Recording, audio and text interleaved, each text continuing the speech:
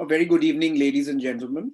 My name is Orgho Sengupta, and I'm the Research Director of the Vidhi Centre for Legal Policy. It's my absolute pleasure to welcome you all to the fourth Vidhi Annual Lecture, this year a part of the Samvidhan Summit. Today is also the seventh Foundation Day at Vidhi, and I'm delighted to have all of you, particularly those who are at Vidhi or were with us in the past, together here today. For our previous annual lectures, we've had a terrific trio of Justice Ruma Pal, who spoke on the Uniform Civil Code, Justice Chelameswar, who spoke on judicial transparency, and Justice Gautam Patel, who gave his lecture on institutional autonomy. Today, we have a fantastic addition to make the terrific trio a harmonious quartet with Justice Dama Seshadri Naidu, Vidhi's fourth annual lecturer. Thank you very much, Justice Naidu, for joining us today. Thank you. A brief introduction, just though most of you do know him. Justice Naidu is a judge of the Bombay High Court. He's currently sitting in Goa, so you can hear the sound of the beautiful birds chirping behind him because he's in part of the Bombay High Court bench that in Goa at present. Justice Naidu completed his graduation from Andhra University, Visakhapatnam, and obtained a law degree from Sri Venkateswara University in Tirupati. He established a very successful practice in Tirupati before moving to Hyderabad and practice in the High Court of Andhra Pradesh. He was elevated to the bench in Andhra Pradesh in September 2013. His reputation as a scholarly judge amongst those who have read his judgments is well founded. It's no surprise that he was associated with the Andhra Pradesh Judicial Academy as guest faculty and has authored several books on a range of legal subjects and co-reviewed Professor M.P. Jain's seminal classic on Indian constitutional law. As a judge in the High Court of Kerala, his jurisprudence on issues of gender equality and fundamental rights was particularly impactful. In fact, I was reading a unique case which Justice Naidu dealt with, where he held that a female employee attaining motherhood through surrogacy is equally entitled to maternity benefits under the service regulations as a woman having pregnancy through biological means. In another case, he held that it was unconstitutional to prohibit women from working as bartenders. With a flair for the dramatic, Justice Naidu, holding that consumption of alcohol is not a fundamental right under the Constitution, had written, and I want to quote a small paragraph because I thought it was particularly evocative. And I quote, "To drink or not to drink, that is the Hamletian dilemma of Anup, the appellant. He has chosen to drink. He rails at the rules that obstruct his passion for the pint, his right to choose, to be let alone, to privacy, and above all, his right to life. He claims that the laws prohibiting alcoholic drinks fall foul of the fundamental rights guaranteed to a citizen, to him. Do they? Our answer, no." Unquote. Students tend to be mesmerized by Justice Scalia and his opinions from the United States Supreme Court, while Justice Naidu's opinions may be slightly different. In the quality of his prose, readers can expect to be similarly delighted while pondering on complex legal issues. I think we have found shades of a homegrown Scalia in Justice Naidu, if I may. Today, his topic is the role of constitutional culture in public life. We live in a very interesting time when the Constitution is literally becoming like a holy book, quoted by all and followed by none. This state of affairs has come to pass for many reasons. And one of them, as I must admit honestly, is because of us lawyers, who largely as a fraternity have remained firmly ensconced in our ivory towers, dreaming up fantastic interpretations of the law and getting very excited by it, oblivious to the social realities of the country. For young lawyers and law students today, the Constitution has become primarily about fundamental rights. Structures of government, which is what constitutions were fundamentally meant to be. Not doing so, in my view, is a mistake. Abstract document rather than a political one. It's perhaps this reason more critical than any fundamental right as to why we are in this state of affairs today. So what is the role of the Constitution in public life? Is the question a Hamletian one, or is it more a Macbethian one? A document that is at the risk of becoming full of sound and fury, signifying nothing. I, for one, certainly hope that that's not the case. I'm an optimist, and I look forward to hearing what Justice Naidu has to say. He has also agreed to take your questions after this lecture. So if you do have any thoughts, feel free to put it in the chat box and we will take it up after the lecture around 6:45 to 6:50 p.m. Justice Naidu, thank you once again for coming. The floor is yours. Good evening. I am thankful to Sri Argo Gupta for the kind words he has spoken about me. You have all known, and I definitely know, I am not what I have been described as, but that's what I have been expected to be. That's a reminder, in the name of introduction, for me to fulfill that mission. Thank you, Argo, I will try. Had it been a real session rather than a virtual one, any speaker would have had the advantage of sizing up the audience, their patience most importantly. Now I can have no such advantage. I stare at a screen and speak, but I must feel the listener over my shoulder, occasionally tapping at it, perhaps to warn me. Enough, wind it up. I'll keep my ears perked up for that sign, for sure. I am before you, if not literally, at least metaphorically, invited by Vidhi Centre for Legal Policy to deliver its 4th annual lecture. As is well known, Vidhi is an independent think tank doing legal research to help the institutions and individuals concerned to make better laws and to improve governance for the public good. It's an institution of many young minds determined to lead the present generation and the generation to come into a better India, a better world, at least legally speaking. Its founder, Argo Gupta, whose erudition belies his age, is well known through his prolific writings, articles, op-eds, books, and more. Equally dedicated are the other co-founders, Sri Alok Prasanna, Sri Debanshu Mukherjee, and Ms. Dwani Mehta. Earlier, eminent scholars like Honorable Madam Justice Ruma Pal, Sri Justice Chelameswar, and Sri Justice Gautam Patel delivered the annual lectures. Now it's my turn to deliver the 4th one. Argo, as he is affectionately called, inquired with me whether I was willing to bear the burden of delivering a lecture virtually. All the earlier 3 were real, this is virtual. My intellectual inadequacies apart, I regard it as an honor to be invited by an apex legal research think tank in India, Vidhi. So I have agreed. Argo and Justice Chelameswar, the chairman of the committee, asked me to deliver the lecture on the role of constitutional culture in public life. I'm thankful to them. Before I address the topic, let me place on record that I'm delighted and feel honored to stand in the pantheon of the legal scholars that so far delivered lectures for Vidhi, if not in erudition, at least in enumeration, as the 4th speaker. I'm a cricket buff, as many Indians are. Let me start with a cricketing incident. It was around 2009, early days of MS Dhoni's career. In a one-day international between India and England, played in India, one company offered a motorbike as a reward for the man of the match. Indeed, Dhoni was declared the man of the match and was handed over the keys to the motorbike. He sat on it with 2 more players. All 3 were riding around in the stadium, while other players appreciatively ran behind the bike.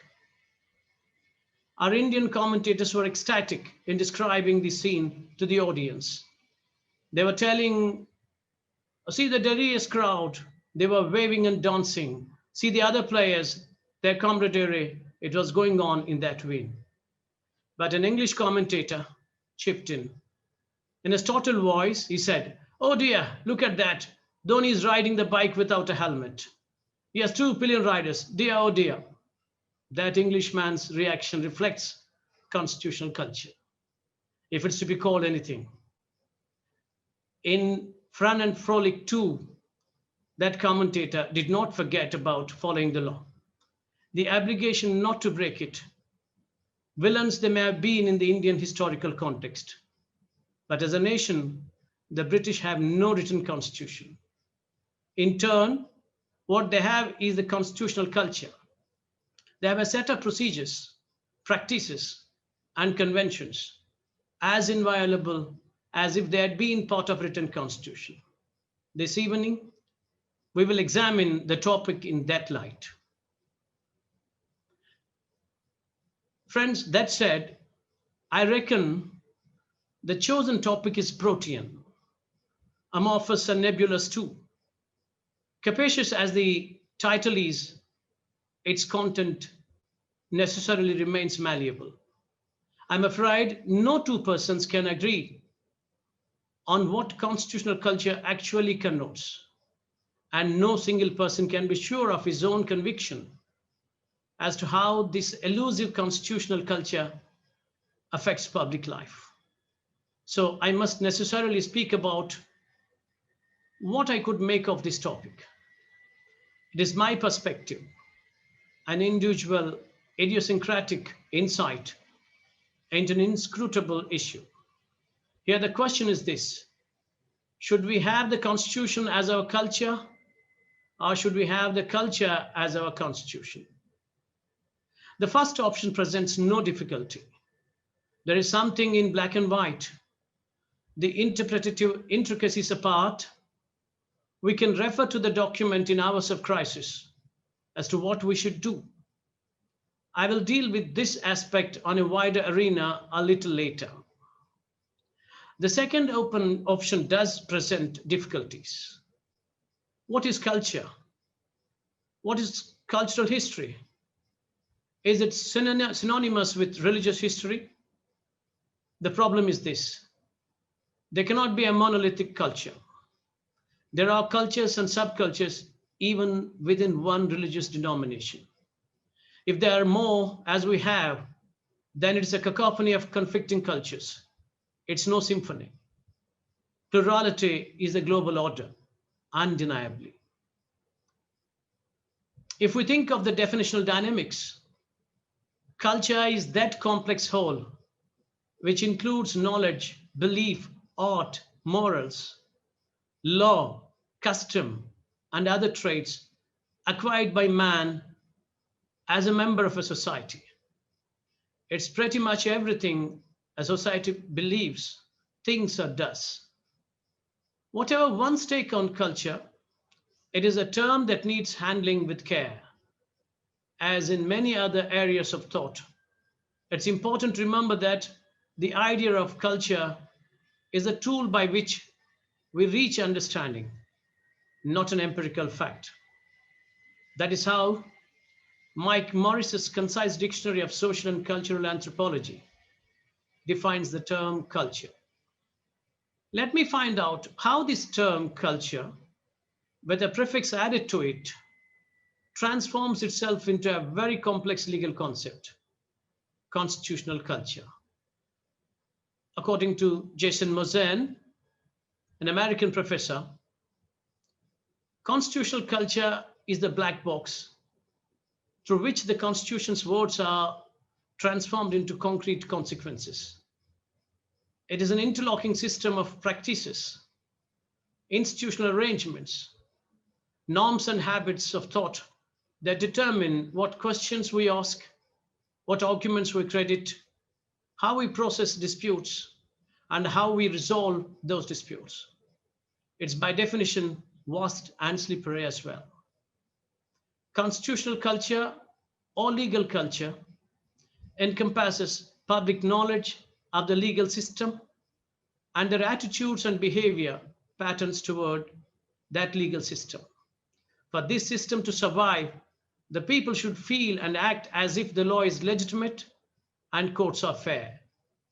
They must be willing to rely on the judicial system. In our country, this did not happen during the British Raj. Then there was no cultural assimilation. The division of us and them remained with an unbridgeable gap. Of course, the British saw to the Indian sensibilities. At least with the Sipahi Mutiny in 1857, they realized how deeply the cultural values or practices influence even the most disciplined forces of men. As the traditional story of the Sipahi Mutiny goes, the greased cartridges offended the religious sensibilities of the soldiers. Here, for the limited purpose of discussing the topic of constitutional culture, it is difficult to dwell into the epistemological differences or nuances of culture and religion. For some, faith itself is culture. For some others, religions are the earliest cultural systems. This conceptual confusion is more pronounced with a religion like Hinduism. In this religion, tradition or common cultural practices trump the theistic considerations. One may be polytheistic or monotheistic, monistic or pantheistic, even agnostic or atheistic, and still be a Hindu. Hinduism, among many other things, is a cultural phenomenon. Of course, this is not the forum, nor is it the occasion to take a diversion. Anyway, coming back to the topic, I must note that the Sipahi Mutiny has taught a lesson to the British about the governance. First, they dispensed with a smokescreen called the East India Company. They assumed direct control. They introduced common law adjudication, but only procedurally.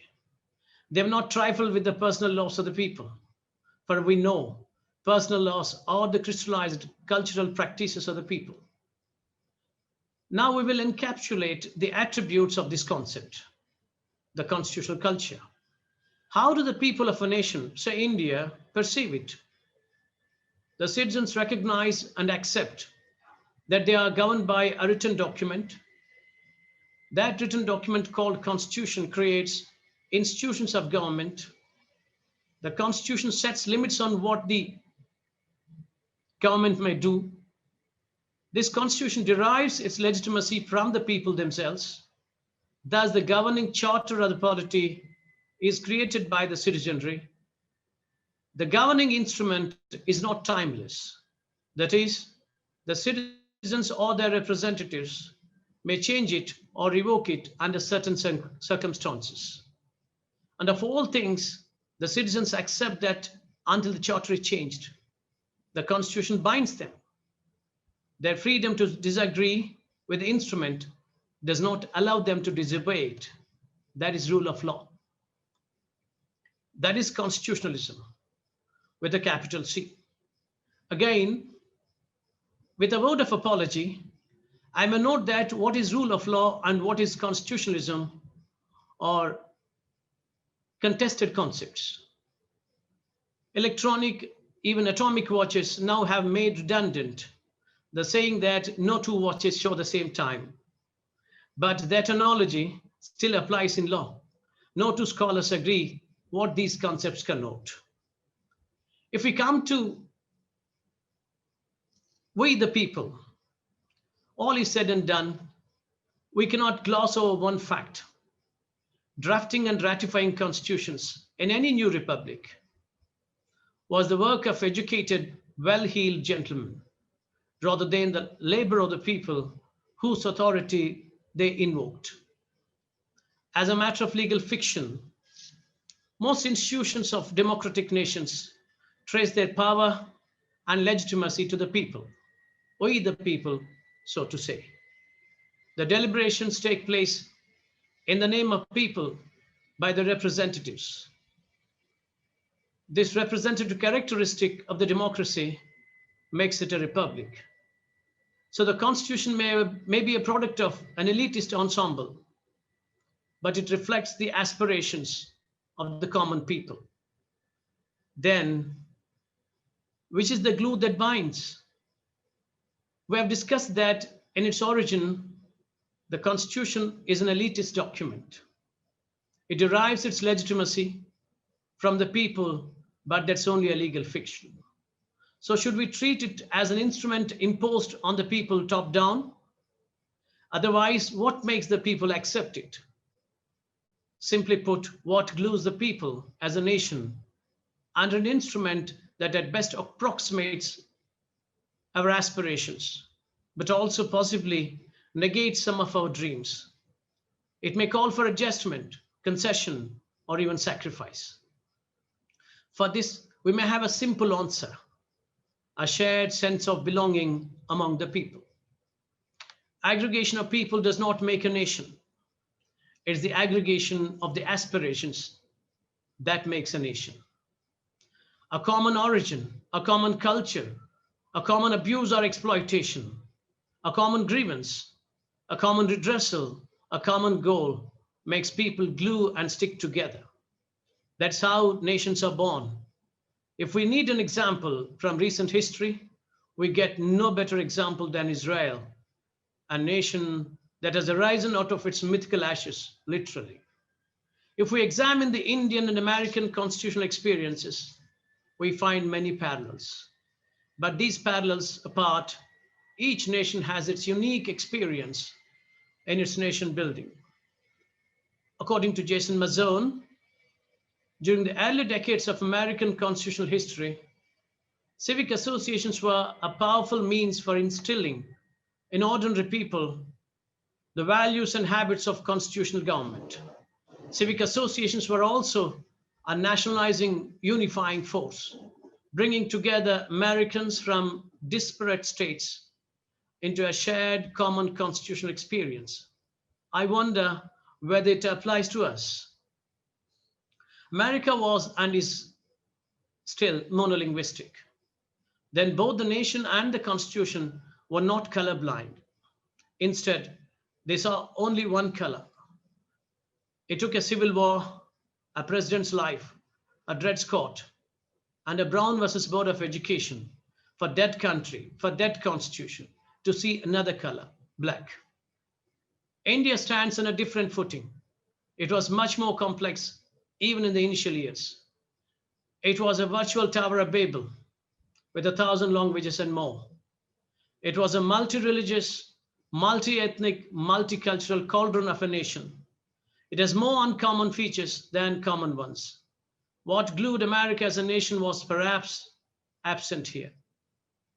But by the time the country liberated itself, the Indian people of all hues had a common past, common suffering, and a common burden.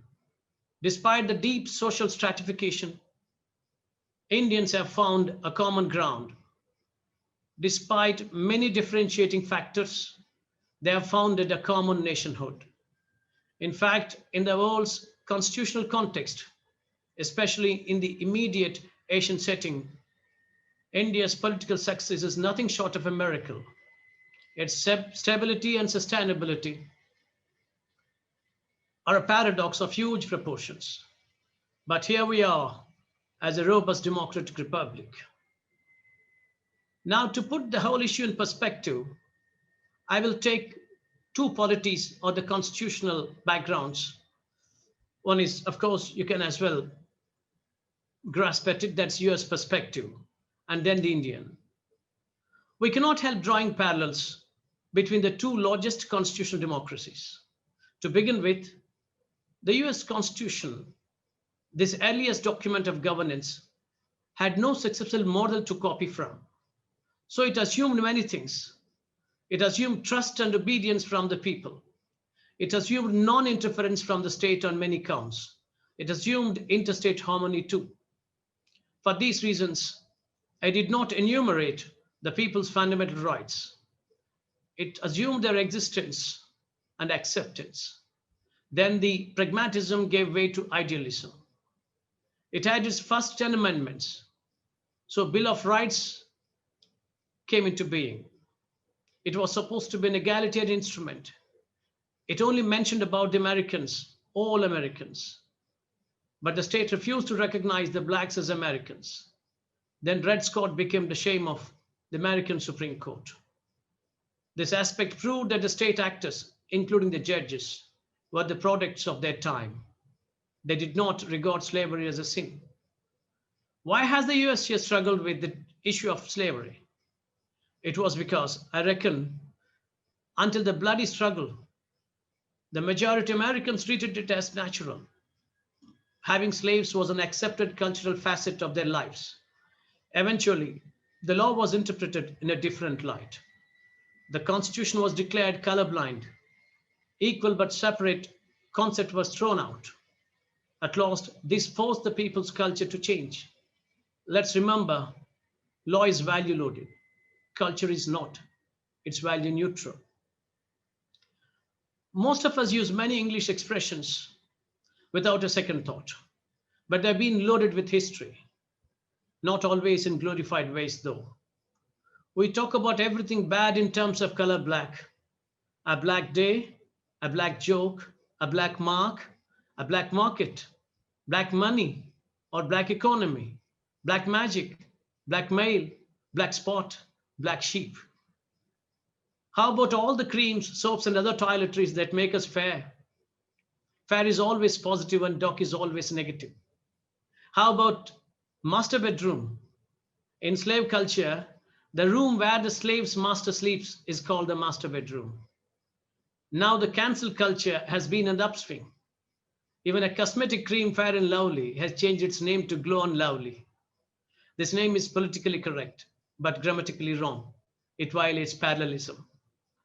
In the 1920s, many American states wanted to forcibly sterilize persons considered unfit to procreate, to have children.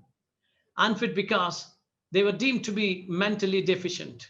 That means if your IQ is low, you cannot have children. It was a matter of eugenics. And believe it or not, the US Supreme Court, through its 1927 decision, upheld the state's right. It led to 70,000 forced sterilizations. The decision is Buck versus Bell. Of all the judges, Oliver Wendell Holmes Jr., hailed as a saint of the Supreme Court, ruled that 3 generations of imbeciles are enough. Shocking indeed. Let me tell you how even the best of the brains cannot transcend or look beyond the times they are living in. If I can take the help of a fable, there lived 2 young fish in a river. One day, an old fish swims by. It comments, "These days, the water has become really muddy." And it goes on its way. Surprised, one young fish asked the other, "What is water?" All their lives so far, these young fish have lived in water. They have never come out of the water to see what it is. When we live in a time bubble, it's difficult to have hindsight. Let's take another example, abortion.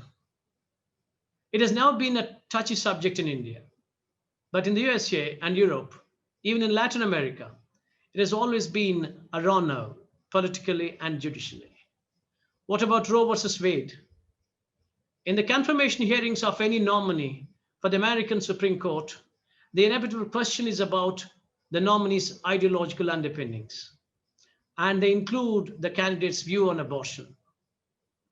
In Freakonomics, Levitt and Dubner spoke about how a court decision has changed the course of a nation in crime.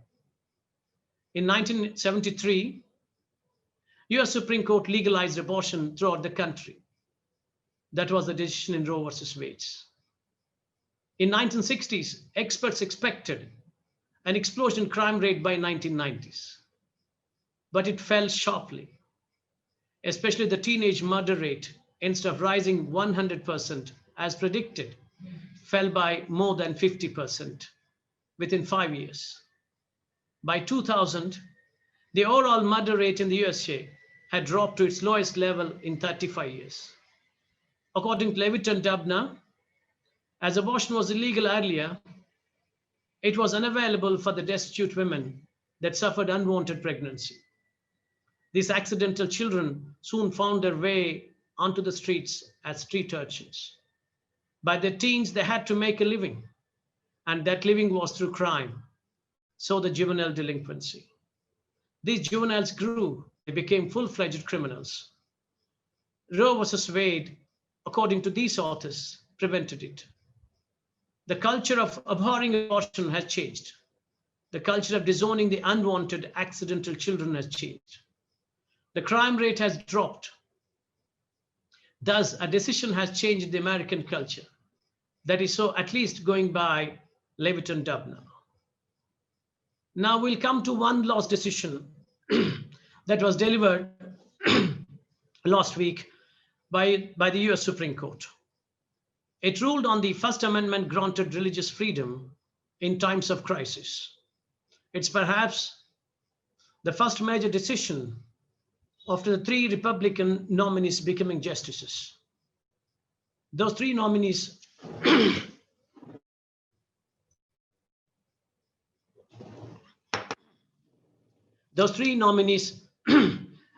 have tilted the ideological scales for a few decades to come. Roman Catholic Diocese of Brooklyn versus Kumono is a decision that recently reflected American Supreme Court still to treat culture as constitution rather than the other way around. By a majority of 5-4, the Supreme Court rejected New York State's cap on the religious congregations in churches and chapels. Justice Neil Gorsuch has said that government is not free to disregard the First Amendment even in times of crisis.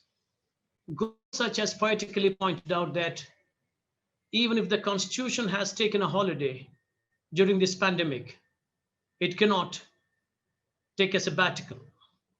Earlier, the same Supreme Court has ruled in 2 other cases from California and Nevada on the converse under identical circumstances. Those decisions upheld restrictions on such services by 5-4 voting when Justice Ginsburg was alive. Now, what is the cultural impact? So long as Kumo case stands, the American cultural ethos command that in the midst of a deadly pandemic, the people's religious rights should. The choice between death through infection and religious nirvana through congregation. The US Supreme Court, it has preferred, call it culture if you choose. The decision could have been on the simple ground of discrimination and arbitrariness. Now let me come to the Indian perspective. History should guide us on our path to progress. It should not halt the past. Many of you agree that originalism or literalism is a discordant interpretative theory in the Indian constitutional sphere. In the USA, there are adherents and strong votaries to this school of thought still. Just a while ago, Argo was telling about Scalia, a die-hard in bull literalist. Let's confine to the domestic sphere. Indeed, our constitution is a document of compromises among the conflicting values, both individual and society. It's a living constitution. That concept of living connotes growing. So it is an ever-growing and ever-expanding constitution. To quote Chief Justice John Marshall, the constitution of our country is one framed for ages to come and designed to approach immortality as near as human institutions can approach. The Indian constitution is, in a significant sense, a cosmopolitan constitution. It has sworn its allegiance to the emerging humanitarian and constitutional ethos such as liberty, equality, and fraternity that was in the wake of the Second World War. Its text and principles and its jurisprudence, as the Oxford Handbook of the Indian Constitution articulates, have been situated at the major cross-currents of global constitutional law. The Indian Constitution in its origin bore the epithet of being un-Indian. It has, in fact, eclecticism. So is the Indian jurisprudence. It has embraced the common law, enriched its adjudicatory armory by adopting the judicial devices from every common law corner of the world, be it the American, the English, the Canadian, the South African, the Israeli, and so on. Apt was the comment of K. Hanumanthaya in the Constituent Assembly.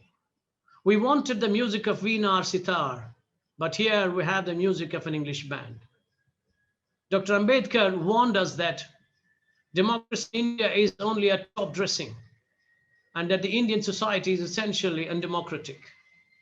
He reminded us about the great Indian contradiction, how while having equality, the country struggles with social and economic equality. He found incompatibility between political democracy and social democracy. The former is a fact, the latter is a hope. He wanted us to remove this fiction at the earliest possible moment. The fathers had fears. Foremost was the simple question of with the stability and long-term practicability of such a polity untested, there was every likelihood that the republic would collapse, particularly given the new nation's vulnerable. The fragility of the new nation has naturally made the Indian polity xenophobic. The raw wounds of partition, wars with Pakistan and China, reinforced this distrust of anything extraneous, anything foreign. Unity and stability have become our watchwords. But overused, any watchword will degenerate into a catchword, a slogan, or a shibboleth, bereft of value and vitality. We may have to guard against it. Let's take the example of free speech.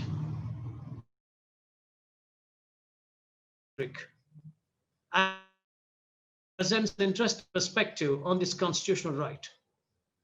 I reckon until our independence, we have a democratic tradition, leave out civilization. We have king them, readily accepted by pro and descendant. In my parent state, people's representative, his wife or child gets elected in a post. Whichever party the deceased member belongs to, the other parties will not field candidates against that member's descendant. We have treated the people, the masses, as a lumpen proletariat, thinking that they're always ready to go astray unless controlled. We have allowed the executive or the judiciary, as the balance between them keeps swinging and changing, to be our parents' patriarch. So we viewed freedom with suspicion. We looked at liberty askance, any foreign element as contaminating. From the beginning, our polity and our constitution have been fraught with this dichotomy or contradiction, the progressive ideals and the regressive respect for whatever is ancient. We have had two competing ideals. One was to transform India and the other to keep things the same, continuity and change, an oxymoron of a constitutional commitment indeed. According to Abhinav, the constitution made little or no substantive difference to the right of free speech in India. Before independence, there were 4 exceptions to the right to free speech. There were these: sedition and the hate speech, obscenity, contempt of court, and defamation. They continue to be the exceptions to this day. Given the fragile origins of our nationhood, the competing cultural ethos and linguistic compulsions, and the vulnerable but elusive qualities of the Raja Dharma, we have always had our reservations about the free speech. It's more cultural than constitutional. Let's take another example, the right to property. How does our culture affect the law? One day I was walking in a luxurious area of Los Angeles. My friend commented that there, most of the sprawling bungalows belong to either Indians or Chinese, not many Americans. I think passing down the property as inheritance after great personal sacrifices is predominantly an Asian cultural aspect. We know how we value our property, but in an idealistic zeal, we trifle with this right. We erase the eminent domain, the American doctrine. Article 19(1)(f) was repealed. Article 31 was abrogated. A fundamental right has been attenuated into a mere constitutional right. But now this right judicially resurfaces as a human right. With the repeal of the Land Acquisition Act 1894, this eminent domain stands emasculated. Right to fair compensation and transparency in land acquisition, rehabilitation, and resettlement act has brought back in a great measure what's been lost through the 44th Constitutional Amendment. It's only a matter of time, perhaps, the right to private property is back in Chapter 3 in all its past glory. Felipe Fernandez Armesto, in his scintillating book, A Foot in the River, says, nature and culture are not mutually independent. Each influences the other, but the balance is a battleground. Scholars and scientists fight over it. Now we must add law to the nature-culture duality. So we have a troika. That said, constant, not static. Human cultures register the constant series of changes that we call history. They self-transform, diverge, and multiply with bewildering and apparently accelerating speed. We have already agreed that our Constitution is a document of compromise among the conflicting values and norms. This compromise is the cultural golden mean. But how does this cultural compromise come about? According to editors of the Oxford Handbook on the Indian Constitution, a constitutional culture can be subject to three kinds of compromises. First is a compromise between norms and social, that is between the logic of moral claims and the logic of social forces. The second kind of compromise can be a compromise between competing and sometimes incommensurable values. Should individual rights or group rights be given equal normative weight? Sometimes these compromises are enshrined in a constitution itself. The third kind of compromise often arises in the context of judging the suitability of law to particular situations, where there are differing assessments of what the consequences of law might be. This is a compromise forced, as it were, by a gap between an assessment of social reality and desired norms. When Part 3 deals with individual rights, Part 4 deals with collective aspirations, if not rights. Actually, it speaks of goals of good governance. The directive principles of state policy in concern social and economic issues. The 16 provisions, that is Articles 36, stand defined in terms of positive rights, demanding action by the state, as opposed to the negative individual rights that are included in Part 3 of the Constitution. Though technically they are non-justiciable, they have in fact come to fix the boundaries for the fundamental rights. These pious superfluities have now become the pivotal policy priorities, even for the judiciary, when they are pitted against the individual rights. With the passing time, culture becomes a phenomenon of temporal accretion. Let's take the right to life. Article 21 of the Constitution simply says, no person shall be deprived of his life or personal liberty except according to procedure established by law. To begin with, the expression life was employed in its biological sense, later in its economic sense, then in its social sense, now in its cultural sense too. Please see how and what now comes under its panoply: livelihood, residence or shelter, education, health and medical aid, right to live with dignity, right to die with dignity, reputation, women to be treated with decency and dignity, reproductive rights, right to privacy, gender identity, data privacy, right to hawk, right to locomotion, of course, subject to Article 19(1)(d), right to travel abroad and return, right to socialize with members of one's family and friends, right to legal aid. Friends, we have begun with a cricketing anecdote. Culture dictates constitutional values in many countries, say in Middle East. Constitution tempers culture in many other countries, India is one stellar example. It does not completely displace culture, but it makes culture compatible with universal values. Enacted thoughtfully, enforced carefully, and followed dutifully, every piece of legislation taking root under the Constitution becomes a part of popular culture. Do we see public smoking nowadays? We see sparse helmetless riding. If the Constitution becomes our conscience keeper rather than our fancied moral notions, and if the rule of law becomes inviolable rather than ruled by law, constitutional culture plays a vital role in public life. Rather, it becomes a way of life, the only way of life. If a traffic constable stops us, we feel below dignity to comply with the legal requirement.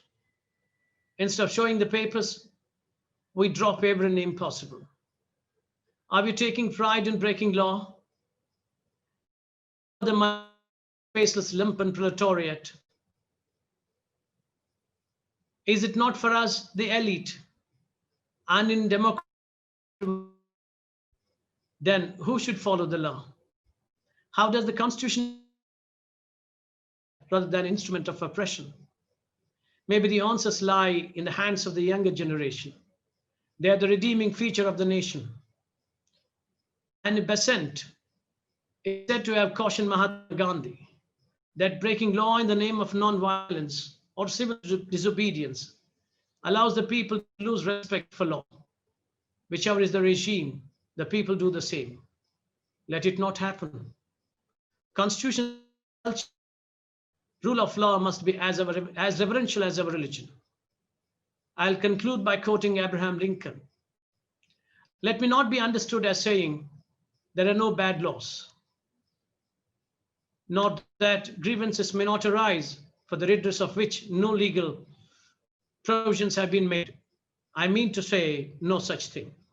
But I do mean to say that although bad laws, if they exist, should be repealed as soon as possible, still while they continue in force, for the sake of example, they should be religiously observed. Thank you very much. Thank you very much, Justice Naidu, for that real tour de force about the Constitution. And I think what was particularly interesting for me was the fact that you engaged with the Constitution, not as a holy book in the sense that something whose every word must be followed, but something that has to be critically engaged with, as something which in its origins may be quite colonial or elite, but at the same time is a sure marker for how we should conduct ourselves as a polity.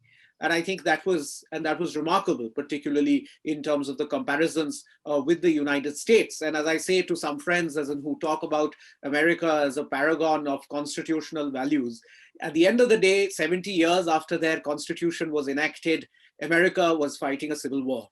We are fortunate that we are not there in India, and our constitution, despite whatever disagreements we might have in the country, remains robust. As I said right at the beginning, we are very happy to take questions. There is a Q&A box, so please feel free to type in your questions. While you do that, I'm going to ask one of my own, Justice Naidu, to begin. You talked about Roe versus Wade as the defining moment, or one of the defining moments in the history of the United States, as in quoting from Freakonomics, but also endorsing that view in some sense. What do you think is the Roe versus Wade moment, if you had to choose one, in India?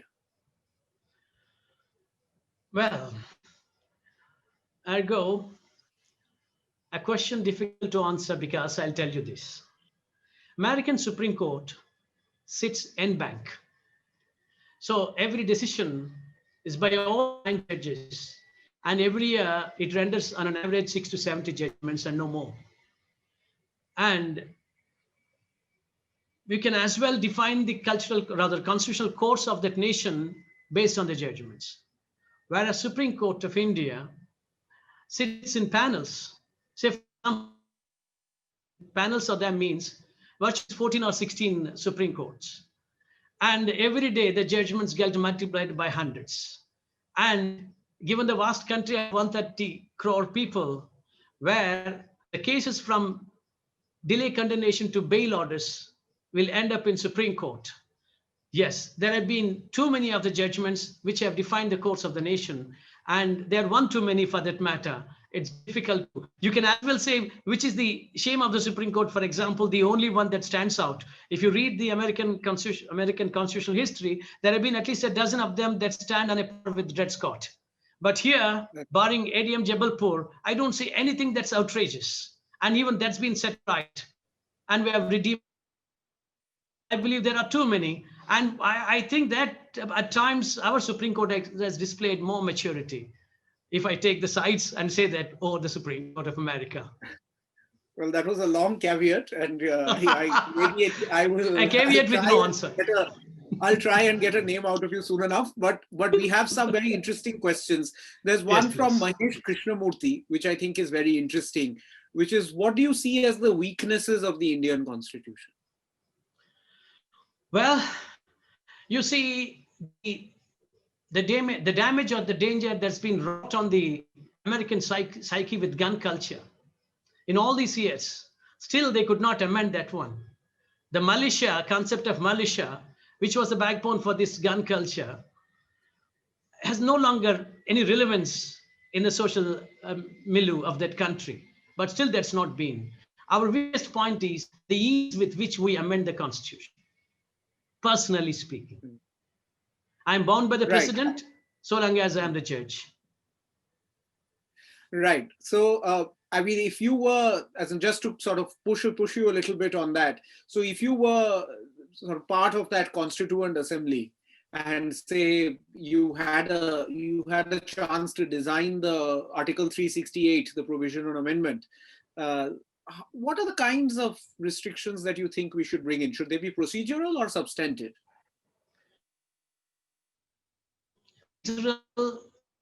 Cannot be put in constraints. There should be, as you call, the free movement at the elbow. So when it comes to substantive law, it should be somewhat more immune from amendment and giving the leeway for the procedural aspects. So I reckon that as far as 368 is concerned, I would like to have stringent options available to amend. Of course, now this concept has crept in. That's why now we have been on a safer footing. Still, I reckon that it should be a little more strict rather, when it comes to the amending of the Constitution concerning the substantive aspects. Basic structure notwithstanding. Fair enough. Fair enough. There's a question from Varun Pandey who says that most people haven't read the Constitution as they haven't read religious scriptures. It's generally through word of mouth, mores, and tradition that a value system transfers from generation to generation. How can Constitution be made a way of life in a diverse country like India? And Aman Khan also asks a similar question as to will the Constitution culture become public culture through public efforts? Ergo, I believe it has two answers. Constitution as an organic instrument is not the same for everybody that reads. It gets interpreted with the glasses you wear, whatever the color glasses you have been wearing. That's why it's not inert and value neutral.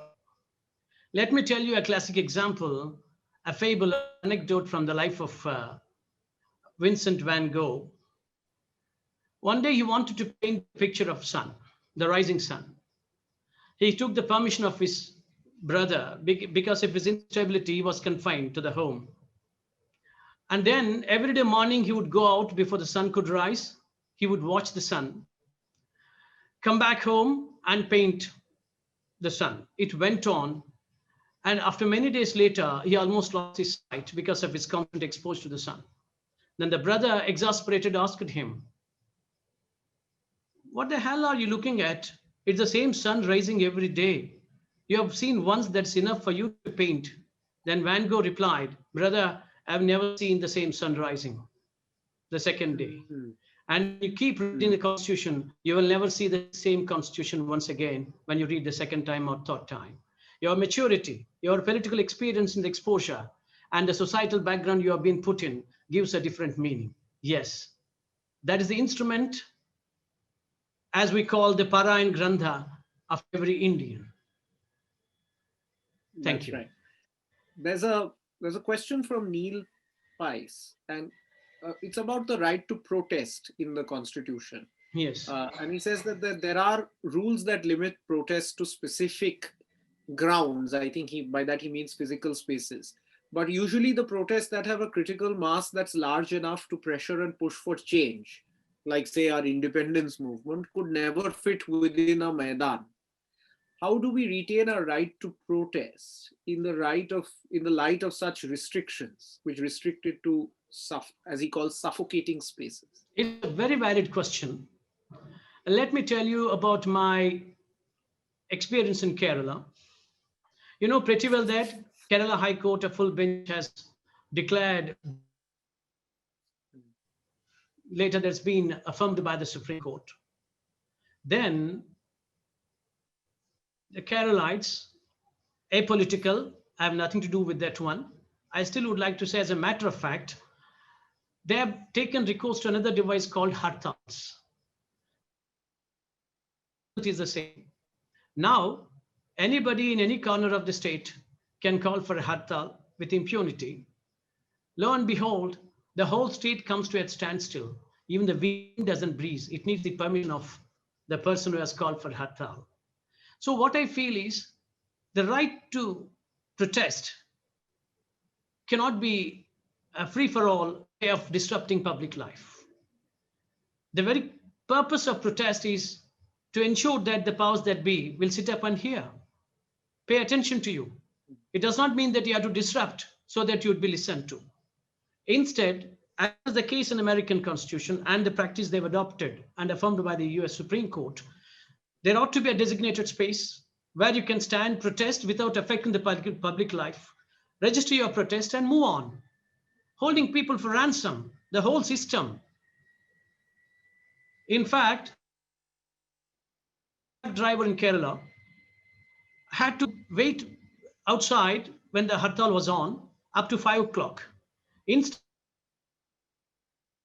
PM, 5 minutes earlier, then that lorry was pelted. He lost an eye in that pelting. And in fact, a division bench to which I was a party awarded him 15 lakh rupees as compensation. And we've asked the government if it was inclined to collect the money from the political party that called for the hartal.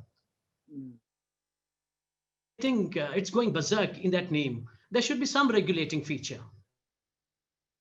That's right. It's always a very hard balance to strike. But Yes.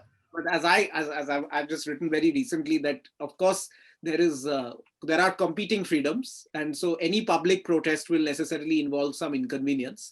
But I think that's a very good segue to a couple of questions on fundamental duties, which are an oft neglected part of the Constitution and not an original one, most of them. Two questions from Nindya and somebody else here, Prerna, that when it comes to fundamental duties, people tend to neglect that part of the Constitution. And we don't have that understanding. And related to that is also a question from Dr. Sihag, that do you think that fundamental duties and constitutional education should become part of the school curriculum in India? Without much ado, I believe it ought to be part of school curriculum. That is a fundamental document everyone must be aware of, inside out. That's right. It's not an elitist document, as your web portal declares, only for the lawyers. It is for the common man. That's right. And I think we must do a better job of how it's incorporated in the school curriculum, because we all remember reading it in our civics textbooks. And I can say personally that I found at that point of time, it was some of the most boring parts of my curriculum. and it was my loss that I didn't realize its richness at that time. But I think yes, I think it's a no-brainer. But as Justice Naidu rightly says, as in we should also think about how we are to incorporate it. There are several other questions, A but little more creativity we're really needed. running out of time. That's right. When it comes to presenting that subject, instead of putting it as dry bones, as far as the subject is concerned, make it contextual and make it more relevant with anecdotes and stories for the quality. Yes, please Absolutely, proceed. absolutely right. So one last question. I think we can't have a lecture on constitutional culture without a question on contempt of court. So Raghutam asks, in your view, should contempt of court provisions remain? And if they do remain, what changes should be made in them? Argo, can I have the facility of pressing the pass button? Yes, certainly, certainly. We I certainly don't pass. want you. We I certainly pass. don't want you recusing yourself from any future judgments on You contempt know, of court. Argo, recently, uh, the Crown serial on Netflix, Yes, this character of Vincent Churchill tells one beautiful thing: never try to impose your individuality on institution, and I that's don't right. want to. That's right. I think this also, it reminds me of something Justice Ginsburg said as some advice that her mother-in-law had given to us, given to her, that sometimes in a marriage it's good to be a little deaf. Maybe sometimes in a webinar with a judge it's good to be a little deaf as well. Yes, So the indeed. last question is a more abstract one from Alok. Given that there will always be debates and discussions about the interpretation of the Constitution, do you think there will be conflicting constitutional cultures in any polity? And related to that, Saurav Parida asks, and he's been raising his hand, so I want to take this, that he says the US Constitution has given a right to have a gun to its citizens, whereas this is not something that is part or even thought of as necessary in the Indian Constitution. So what explains conflicting constitutional cultures, and how do you see this issue of conflict and constitution? See, there, conflict of cultures is an accepted norm. But conflict of constitutional cultures, that means within a given constitution, among competing nations and other things, I will explain that one. You take the example, why there's been and not in India. Mind you, when it comes to generation, there are 13, not 50 as of today. By then, the European experience has taught them that on most occasions, the governments have been dethroned by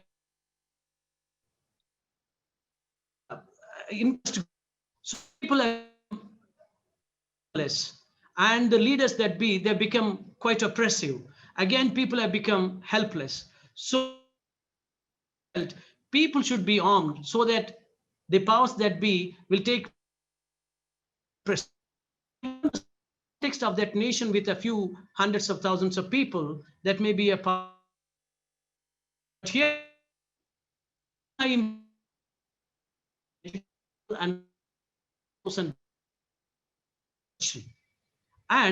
when it comes to Indian Constitution, we're talking about conflicting constitutional cultures. I'm afraid there are many religions, there are many languages, there are many practices, as you call. But once the Constitution has found a level playing field for all of them, whatever be the internal differences, then it is the law that then on that one. So I don't see any conflict within the constitutional framework. Right. So I think, and there will always remain questions about and interpretations about the Constitution. But there is, we are heartened that there is, in Justice Naidu's view, as a no fundamental conflict in the constitutional framework. I'm afraid we are entirely out of time, but we are certainly richer for having Justice Naidu with us today to deliver our 4th annual lecture. On behalf of everyone at Vidhi, a very big thank you to Justice Naidu for delivering this lecture and engaging us both with his conceptual clarity as well as with his anecdotes ranging from cricket to the American Constitution to free economics. As I said, it was a tour de force. To everyone in the audience, thank you very much for joining us. I'm sorry we had some network issues through the course of this, so that might have impeded your listening in some parts, but I think we caught about 95% of everything that was said today. So thank you very much for bearing with us and staying till the end. This is Constitution Month at Vidhi. There are several other events that are being planned, including 3 tomorrow. There is a masterclass on federalism and COVID-19 by Louise Tillin at King's India Institute. That's tomorrow in the afternoon. In the morning, there is a panel on presumption of innocence in the Indian Constitution. And in the evening, we have a discussion on gauging the health of Indian electoral democracy with Shruti Kapila, Suhas Palshikar, and Naveen Chawla, a former election commissioner. All the details are available in the link that has been put in the chat box and on our website, vidhilegalpolicy.in. So if you are interested in more of the Constitution, because it's more food for thought, then please do join us. Once again, Justice Naidu, thank you very much. It was a real honor to have you. And My thanks to Vidhi and all viewers as well. Thank you and good night.